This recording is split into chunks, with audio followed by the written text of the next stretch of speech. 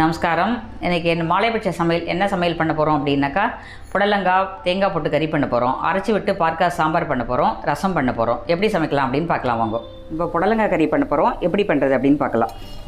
நான் வந்து மீடியமான ஒரு சின்ன கரண்டி, அந்த ஒரு கரண்டியால் எண்ணெய் விட்டுருந்துக்கு, இந்த கரண்டியால் எண்ணெய் விட்டுருந்துக்கு. இப்போ 1/2 கிலோ புடலங்காவை இந்த மாதிரி பொடி பொடியாக நல்லா காயை அலம்பிட்டு மெலிசாக இந்த மாதிரி அப்படியே மெலிசாக நறுக்கி வைக்கணும். அப்போ தான் நம்ம வந்து வேக வைக்கும்போது கரெக்டாக இருக்கும். அதில் மெலிசாக இருக்கணும். அப்படியே இந்த மாதிரி ஜலத்தை தெளித்து அப்படியே கறி பண்ணிடலாம். வேக விடணுங்கிறது கிடையாது, அப்படியே ஒரு கை ஜலம் தெளிச்சாவே போதும். அதுக்கு 1/2 டீஸ்பூன் கடுகு போட்டுக்கலாம், 1 டீஸ்பூன் உளுத்தம்பருப்பு போட்டுக்கலாம். அது கூட இந்த 2 காஞ்ச மிளகாயை அப்படியே கிள்ளி போட்டுக்கலாம்.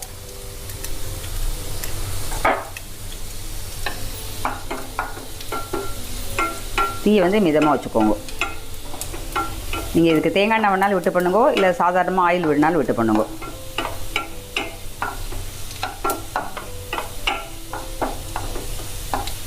இப்போ உளுத்தம்பருப்பு செவந்துடுத்து,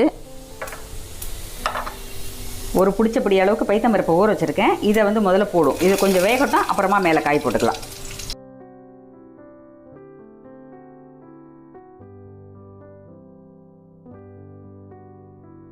கொஞ்சம் பாரு, நான் பெருங்காய ஜலம் விட்டுக்கிறேன். உப்பு வந்து அப்புறமா போட்டுக்கலாம். இப்போவே உப்பு போட்டுட்டோன்னா பருப்பில் ஏறிடும். கொஞ்சம் இந்த பருப்பு வேகட்டும், அது மேலே இந்த காயை போட்டுக்கலாம். ஊற வச்சுருக்க பைத்தம்பருப்பை முதல்ல கொஞ்சம் வேக விட்டுட்டு நம்ம அது மேலே காய போட்டோம்னாக்கா கரெக்டாக இருக்கும் அது வேகிறதுக்கு. இப்போ 1/4 டீஸ்பூன் மஞ்சள் பொடியும் போட்டிருக்கோம். இதையும் நல்லா சேர்த்து கலக்கலாம். இப்போ இந்த ஜலங்களாம் சுண்டி எடுத்து இப்போ இந்த காயை போட்டுடலாம். அது மேலே இது போட்டு இது மேலே ஒரு கை ஜலத்தை தெளிப்போம். தேவையான உப்பையும் போட்டுடலாம். அதில்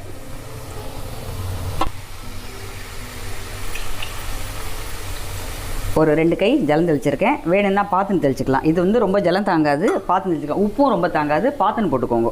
நான் இந்த அளவுக்கு கல் உப்பு போட்டிருக்கேன். இப்போ இதை நல்லா கலரி விடுவோம். நல்லா வேகட்டும். அப்புறம் வெந்ததுக்கு அப்புறமா தேங்காய் தான் போடணும். வெந்தா விட்டு பார்த்துக்கலாம். தீ ரொம்ப நிறைய வச்சிங்கன்னா ஜலம்லாம் சுண்டி போயிடும். அதனால் தீ வந்து திட்டமாக வச்சுக்கோங்க. அப்புறம் சும்மா ஜலம் தெளிக்கிற மாதிரி இருக்கும் இதில். அதனால் மட்டா வச்சுக்கோங்க. உப்பு ஜலம் ரெண்டுமே தாங்காது இதுக்கு. இப்போ இந்த அளவுக்கு ஜலம் இருக்குது. இது தீ கரெக்டாக வச்சோம்னா நமக்கு சரியாக இருக்கும் வேகத்துக்கு. மூடி போட்டு மூடி வைப்போம். இது வேகட்டும், அப்புறம் பார்க்கலாம்.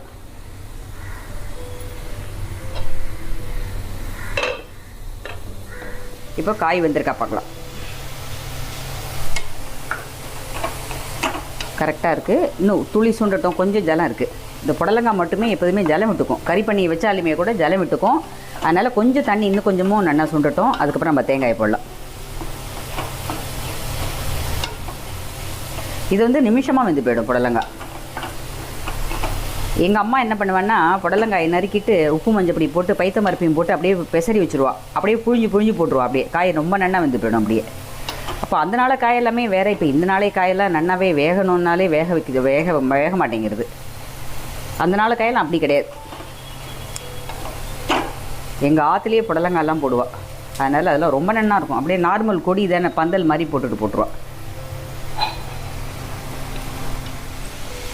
தண்ணி எல்லாமே சுண்டி எடுத்து இதில் ஒரு 3 டேபிள் ஸ்பூன் அளவுக்கு போட்டிருக்கேன். இந்த தேங்காய் வச்சுருக்கேன். இந்த தேங்காயும் அப்படியே அள்ளி போட்டுக்கலாம்.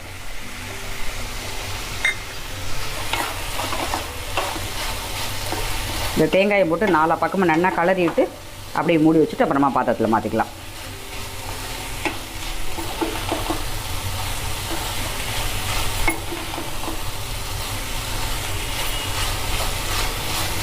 கொஞ்சம் நல்லா வேகட்டும். ஒத்தாப்பில் 4 பக்கமும் தேங்காய் படுற மாதிரி கலரும், இல்லைன்னா ஒரு பக்கமாக இருக்கும்.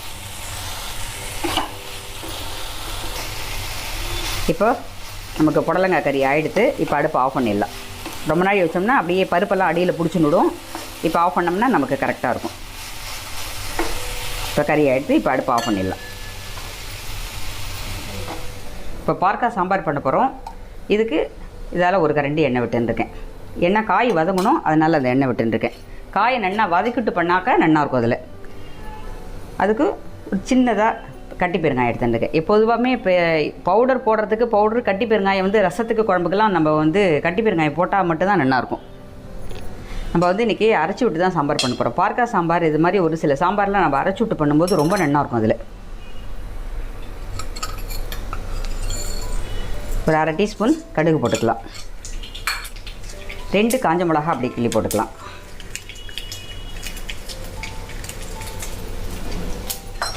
ஒரு அரை டீஸ்பூன் வெந்தயம் போட்டுக்கலாம்.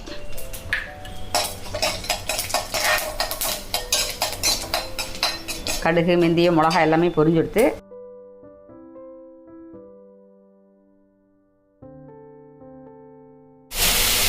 காயை வந்து நம்ம நல்லா எண்ணெயில் வதக்கணும். வதக்கினதுக்கப்புறமா தான் புளி கரைச்சி விடணும். காயை வதக்காமலேயே புளி கரைச்சி விட்டுட்டோம் அப்படின்னா அந்த பார்க்க டக்குன்னு வேகாது அது. அதனால் இது கொஞ்சம் நல்லா வதங்கணும். ஃபஸ்ட்டு கொஞ்சம் ஜல விடுவோம், அப்புறமா புளி கரைச்சி விடுவோம். ஏன்னா புளி வந்து ஒரு பெரிய எலுமிச்சம்பழம் அளவுக்கு புளி எடுத்து வச்சுருக்கேன் இந்த சாம்பாருக்கு. இது சரியாக இருக்கும். நமக்கு இந்த புளி மிளகா அப்படிலாம் நல்லா கொதிக்கணும் இல்லையா, பச்சை வாசனை போக அந்த அளவுக்கு கரைச்சி விட்டுக்கலாம். நல்லா 3 டம்ளர் அளவுக்கு ஜலம் கரைச்சி விட்டுக்கலாம். ஜலம் கூட இருந்து கொதிக்கிறதுனால தப்பு இல்லை, கம்மியாக இருந்து கொதிச்சாதான் அந்த பச்சை மிளகா அப்படிலாம் போகாது, குழம்பின்னு அப்படியே அடி பிடிச்சிடும். கொஞ்சம் கூட இருந்தால் தப்பு கிடையாது ஜலம்.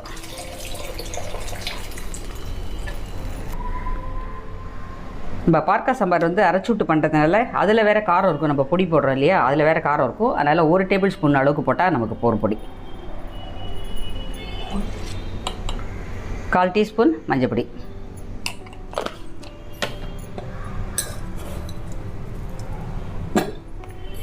தேவையான அளவுக்கு கல் உப்பு போட்டிருக்கேன். வெல்லம் வந்து துளி போகிற வெல்லம், அது போட்டால் தான் நல்லாயிருக்கும். துளி போகிற வெல்லம் போடலாம். குழம்பு நல்லா கொதிக்கட்டும். கொதிச்சதுக்கு அப்புறமா நம்ம பருப்பு விட்டுக்கலாம். வேக வச்ச பருப்பு அப்புறமா விட்டுக்கலாம். குழம்பு நல்லா கொதிக்கட்டும், அப்புறம் பார்க்கலாம். இப்படி மூடி வைப்போம். நம்ம அரைச்சி விட்டு சாம்பார் பண்ண போகிறோம். அதுக்காக பொடி கடலைப்பருப்பு கொத்தமல்லி ஒரு பொடி போடலாம். அதில் ஒரு 3 ஸ்பூன் போட்டுக்கலாம். 3 டீஸ்பூன். இந்த ஸ்பூனால் 3 டீஸ்பூன் போட்டுருக்கேன். இந்த தேங்காயை இதில் போட்டு நுள்ளலாம். இதை அரைச்சிட்டு பார்க்கலாம்.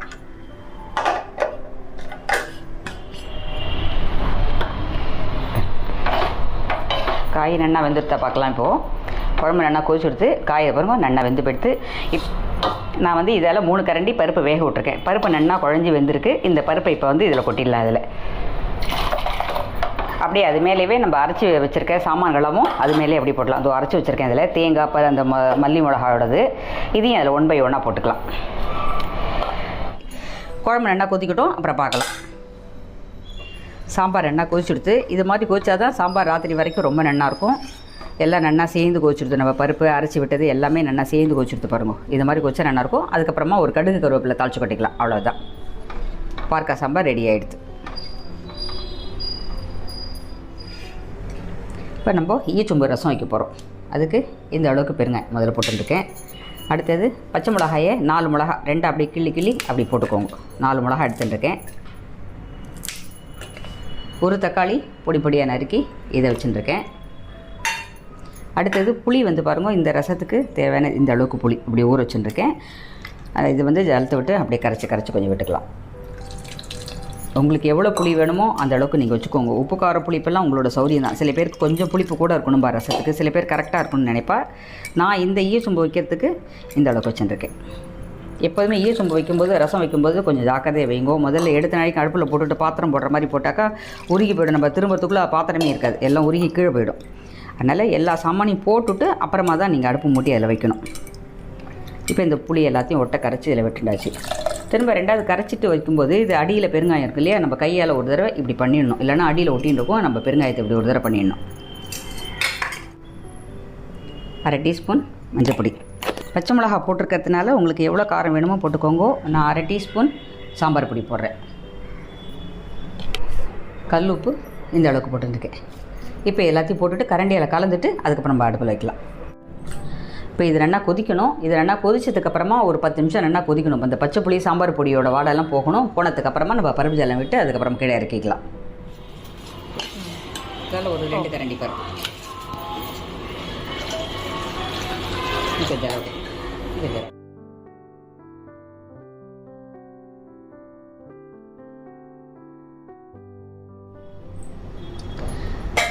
இதோ இப்போ நம்ம எடுத்து இந்த பருப்பு ஜலத்தை அதில் விட்டாச்சு. விட்டதுக்கப்புறமா அது அப்படியே நுரைச்சி பொங்கி வந்துடுது. இப்போ அடுப்பு ஆஃப் பண்ணியாச்சு. இப்போ அதுக்கு தேவையான அளவுக்கு கொத்தமல்லி தழை போட்டுக்கலாம். அதில் உங்களுக்கு கொத்தமல்லி தழை இருந்தால் போட்டுக்கோங்க, இல்லைன்னா பரவாயில்ல. ரசத்துக்கு அது போட்டால் வாசனையாக இருக்கும். முல்லை ஜீரப்பொடி ஏற்கனவே நம்ம சாம்பார் பொடி கொஞ்சம் போட்டிருக்கோம், பச்சை மிளகாவும் போட்டிருக்கோம். இந்த முல்லை ஜீரப்பொடி போட்டாக்கா வாசனையாக நல்லாயிருக்கும். இதை போட்டுட்டு இது ஒரு தடவை கலந்து விட்ருவோம். உங்களுக்கு நெய்யில் வேணாலும் தாளித்து கொட்டிக்கோங்க, இல்லை சாதாரணமாக வெறும் எண்ணெய் வேணாலும் தாளித்து கொட்டிக்கோங்க. அது உங்களோட சௌரியம், எப்படி வேணுமோ அப்படி தாளித்து கொட்டிக்கலாம். நெய்யில் தாளித்து கொட்டும்போது அந்த ரசம் சூடாக இருக்கும்போது விட்டுனா நல்லாயிருக்கும். ஆறி போனதுக்கப்புறம் அந்த நெய்யெல்லாம் மேலே மிதந்துன்னு இருக்கும். அதனால் உங்களுக்கு எப்படி வேணுமோ நீங்கள் பார்த்துக்கோங்க.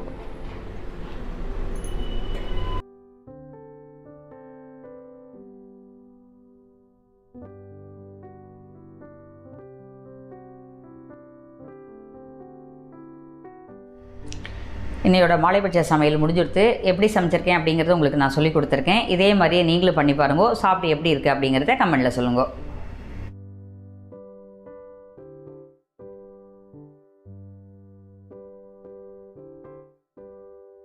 இப்போ மாலைபட்ச டிஃபனுக்காக ரவா இட்லி பண்ண போகிறோம். அதுக்கு காய்கறிலாம் எதுவுமே தேவையில்லை, ரொம்ப சிம்பிளாக பண்ண போகிறோம். எப்படி பண்ணுறது அப்படிங்கிறத பார்க்கலாம்.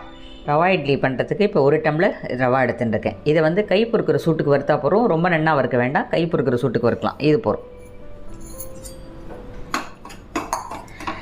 இது ரொம்ப பெரிய ரவாவாக எடுக்கக்கூடாது, கொஞ்சம் சின்ன ரவாவாக இருக்கணும். அப்போ தான் நல்லாயிருக்கும். ரொம்ப பெரிய ரவாவாக இருந்தது அப்படின்னா ரொம்ப உதிராக இருக்கிற மாதிரி இருக்கும். கொஞ்சம் நைஸ் ரவாவாக இருந்ததுன்னா இட்லிக்கு ரொம்ப நல்லாயிருக்கும். இது கொஞ்சம் நைஸ் ரவாவாக வாங்கும்போது நீங்கள் கொஞ்சம் நைஸ் ரவா அப்படின்னு கேட்டு வாங்குவோங்க. ரொம்ப செவக்கணுங்கிறது இல்லை, கை பொறுக்கிற சூட்டுக்கு இருந்தால் போகிறோம். ரவா ஏன் வறுக்கணும் அப்படின்னா ஒரு மாதிரி பச்சை ஸ்மெல் அடிக்கும் ரவையில். அதனால் அது கொஞ்சம் லைட்டாக கொஞ்சம் வறுத்துட்டோம்னா அந்த ஸ்மெல்லு போயிடும். இட்லியோட வாசனையாக இருக்கும், நல்லாயிருக்கும்.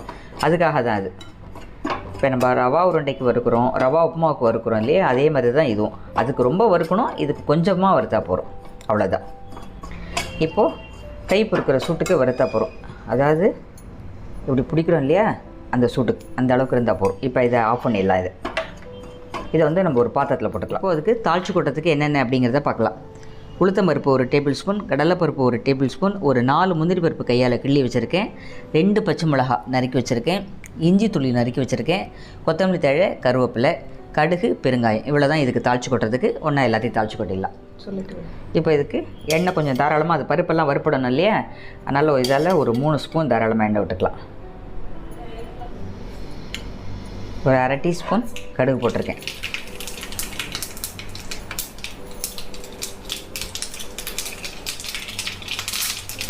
இப்போது இது மேலே கடலைப்பருப்பு, உளுத்தம் பருப்பு எல்லாமே போட்டலாம். கடலைப்பருப்பு, உளுத்தம் பருப்பு இதில் போட்டிருக்கேன். இதில் அது மேலே இந்த முந்திரி பருப்பையும் போட்டலாம்.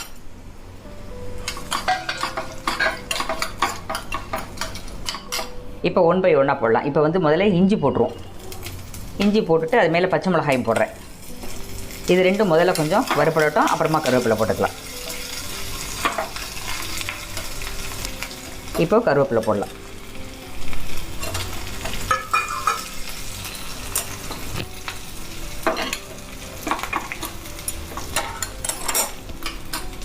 துளி பெருங்காயம், ரொம்ப வேண்டாம், துளி போகிற பெருங்காயம். அதுவும் எண்ணெயிலே பொரிச்சுக்கும், அப்போ தான் நல்லா இருக்கும். இப்போ இது எல்லாத்தையும் மாவில் கொட்டிடலாம். இந்த இஞ்சி, பச்சை மிளகா இதெல்லாம் எண்ணெயில் நன்னா பொரியணும். அப்போ பொரிஞ்சால் மட்டும்தான் நல்லாயிருக்கும். இது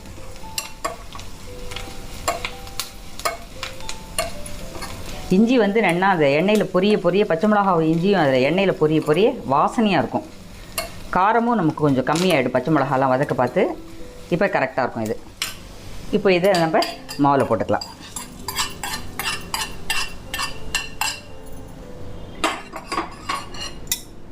இப்போது இந்த கொத்தமல்லி தழை வச்சுருக்கோம் இல்லையா, இதையும் இப்போ இதில் போட்டலாம்.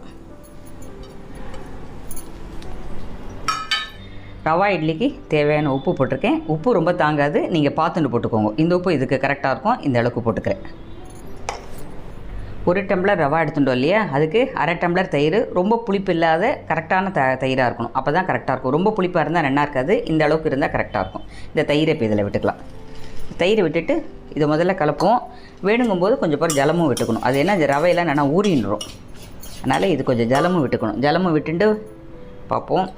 அப்படி போகிறல அப்படின்னா திரும்ப நம்ம ஜலம் விட்டுக்கலாம். முதல்ல ஜலத்தை நிறைய விட்டுட்டோம் அப்படின்னாக்கா மாவு ரொம்ப நீத்த மாதிரி போயிடும். இதை கலந்து ஒரு 1/2 மணி நேரம் இல்லை 1 மணி நேரம் ஊறணும். இது ரவை இழுத்துன்னு விடும் அப்படியே எல்லாமே. ஒரு மாதிரி ரொம்ப கெட்டியாயிடும்.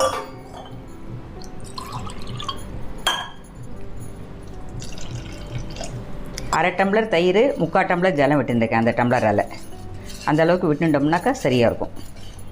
இது பார்க்குறதுக்கு முதல்ல கொஞ்சம் ஜலமாக இருக்க மாதிரி இருக்கும். ரவை அப்படியே இழுத்துனுடும். அப்புறமா வேணும்னா விட்டுக்கலாம். சரி, இதுக்கு துளிப்போரும் சோடாப்பூ போட்டால் நன்னா இருக்கும். உங்களுக்கு வேணுன்னா போட்டுக்கோங்க, வேண்டான்னா நிறுத்திடலாம். நான் போடுறது ஒரு சிட்டிக்கை, கை பாருங்கள், ஒரு சிட்டிக்கை தான் வச்சுருக்கதோ, அவ்வளோதான். இந்த அளவுக்கு போட்டால் போகிறோம். இதை நன்னா கலந்துட்டு 1 மணி நேரம் நன்னா ஊறட்டும். வேணும்னா நம்ம அப்புறமா ஜலம் விட்டுக்கலாம், வேண்டான்னா நிறுத்திடலாம், அவ்வளோதான். நன்னா உப்பு, இந்த சோடாப்பூ எல்லாம் 4 பக்கமும் கலக்கிற மாதிரி அப்படியே வச்சுடணும் நன்னா. அப்படி இது ஊறட்டும், அப்புறம் பார்க்கலாம். இப்போ எப்படி ஊறி இருக்கு அப்படின்னு பார்க்கலாம். நம்ம இது இந்த அளவுக்கு இருந்தால் கரெக்டாக இருக்கும். இதுதான் கரெக்டான பதம். நம்ம வந்து ஜலமே விடலை, முதல்ல விட்ட ஜலம் தான். இப்போ இது இந்த அளவுக்கு இருந்தால் கரெக்டாக இருக்கும். இது வந்து ஜலமாகவும் இருக்கக்கூடாது, இதை விட இன்னும் கெட்டியாகவும் இருக்கக்கூடாது. இது வந்து நமக்கு கரெக்டாக இருக்கும், கரெக்டான பதமாக இருக்குது. இப்போது தட்டில் எண்ணெய் தடவிடலாம். இப்போ எல்லா குழிலையும் எண்ணெய் விட்டுருக்கேன், அப்படியே தடவிடலாம். எண்ணெய் நம்ம தாராளமாக தடவினா தான் அதில் ஒட்டாமல் வரும். இதில் வந்து சும்மா நம்மளோட அழகுக்கு தான் இது, வேறு ஒன்றும் கிடையாது. இதில் ஒவ்வொரு குழியும் அப்படியே ஒவ்வொரு முந்திரி பருப்பு வச்சிடலாம். இது வந்து லைட்டாக எண்ணெயில் பொரிச்சு வச்சுருக்கேன். இதோடைய ஒன்று ஒன்றா ஒவ்வொரு குழியில் வச்சா பார்க்கறதுக்கு அழகாக இருக்கும். இது உங்களுக்கு இருந்தால் வைங்கோ, இல்லாட்டா பரவாயில்ல. ஆனால் இது மாதிரி வச்சா பார்க்குறதுக்கு அழகாக இருக்கும். இப்போது இட்லி பானையில் ஜலமும் வச்சாச்சு. ஜலமும் நல்லா கொதிக்க ஆரம்பிச்சிடும். தட்ட வேண்டாம், அப்படியே விட்டுட்டோம்னா சரியாக இருக்கும்.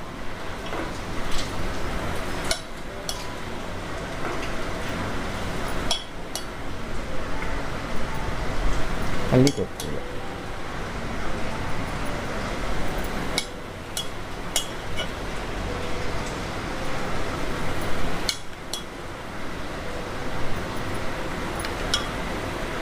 இப்போ நம்ம 1 டம்ளர் ரவா காமிச்சோம் இல்லையா, அதுக்கு ஒரு 7 இட்லி, அவ்வளோதான். எல்லாமே விட்டாச்சு. இது கரெக்டாகிடும். இப்போ இது வந்து நம்ம வச்சுடலாம்.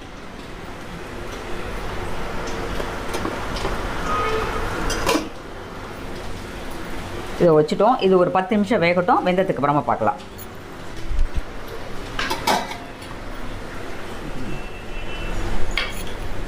இப்போது இட்லி வெந்திருக்கா அப்படின்னு பார்க்கலாம். இட்லி என்னென்னா சூப்பராக வெந்துடுது. அடுப்பை ஆஃப் பண்ணிவிடுவோம். அதுக்கப்புறம் ஆறுனதுக்கப்புறமா நம்ம எடுத்துக்கலாம்.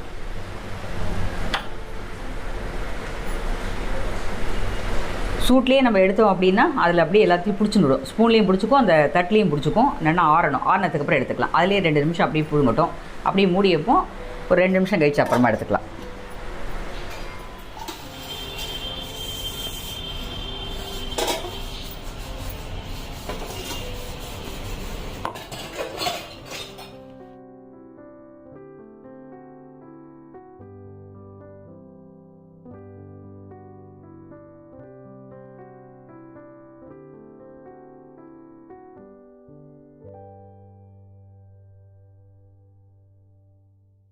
இப்போ இந்த ரவா இட்லிக்கு இந்த தேங்காய் சட்னி காம்பினேஷன் ரொம்ப சூப்பராக இருக்கும். இந்த தேங்காய் சட்னி இப்படி வைக்கிறேன். இந்த தேங்காய் சட்னி தொட்டுன்னு சாப்பிட்டோம்னா அவ்வளோ அருமையாக இருக்கும், ஃபஸ்ட் கிளாஸாக இருக்கும். நீங்கள் எப்படி இருக்குது அப்படின்னு பண்ணி பாருங்க. இப்போ சூப்பராக நம்மளோட ரவா இட்லி ரெடி ஆகிடுது. எப்படி இருக்குங்கிறத விண்டு காமிக்கிறேன் பாருங்க.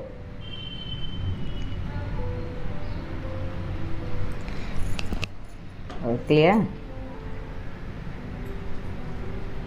அவர்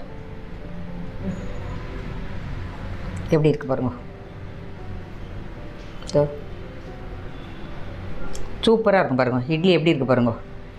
நன்னா வெந்திருக்கு, அருமையாக இருக்குது. எவ்வளோ சாஃப்டாக இருக்குது பாருங்க. அது பாருங்க, அழுத்தினா எப்படி அழுந்துருது பாரு. இது மாதிரி இருக்கணும். இப்படி அழுந்தினா தான் இட்லி நல்லா இருக்குன்னு அர்த்தம். அதுக்கு வந்து பெரிய ரவாவாக இருந்ததுன்னா ரொம்ப உதிராக இருக்கும். இந்த கொஞ்சம் நைஸ் ரவாவாக இருந்ததுன்னா இட்லி ரொம்ப நல்லாயிருக்கும். நான் சொல்லிக் கொடுத்த மாதிரி ரவா இட்லி எப்படி பண்ணணும் அப்படிங்கிறத நீங்களும் பண்ணி பாருங்க. பண்ணி பார்த்துட்டு சாப்பிட்டு எப்படி இருக்குங்கிறத கமெண்ட்டில் சொல்லுங்கள்.